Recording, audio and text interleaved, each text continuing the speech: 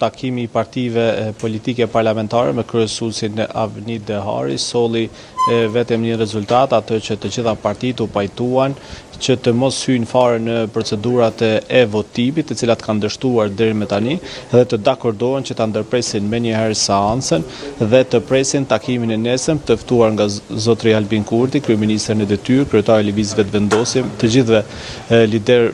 liderët partijak, pra që përfaqësohen në Parlamentin e Kosovës, dhe seanca e radhës është caktuar tani për të dielën me shpresën se takimi i pasditës së nesërme do të mund të prodhoj një rezultat, një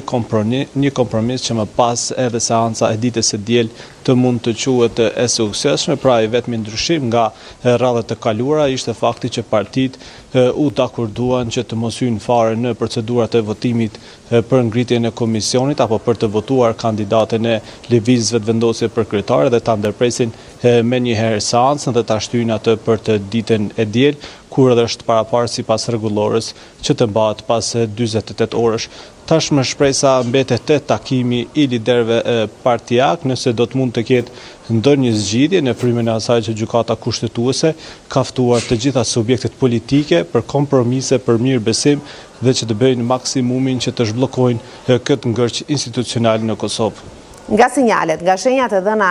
edhe më herët nga partitë politike apo nga kryetarët e partive politike, kush mendon se do ta pranojë këtë ftesë të zotit Kurti? Nga ajo çfarë kemi kuptuar, besoj që do të jenë të gjithë liderët partijak. Me thënë të drejtën, deri më tani takimet e tilla janë realizuar, nuk ka pasur vështirësi në mbledhjen e liderëve, përjashtuar këtu vetëm kryetarin e Lidhjes Demokratike Lumir Abdigjiku, i cili kishte refuzuar ftesat e kryeministit Kurti si për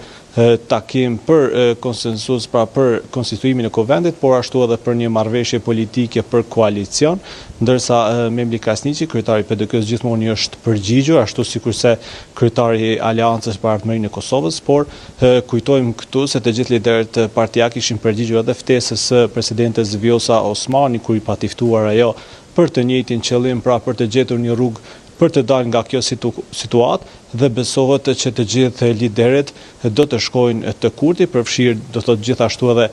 partitë e vogla që përfaqësohen edhe nga një deputet, që janë këto të partive minoritare, në mënyrë që të shohet të bëhet një zgjidhje, por nga ajo çfarë kemi kuptuar deri më tani nga qëndrimet e partive, momentalisht është vështirë të parashikohet një kompromis tjetër, pasi është e para lëvizja vetëvendosje që nuk heq dorë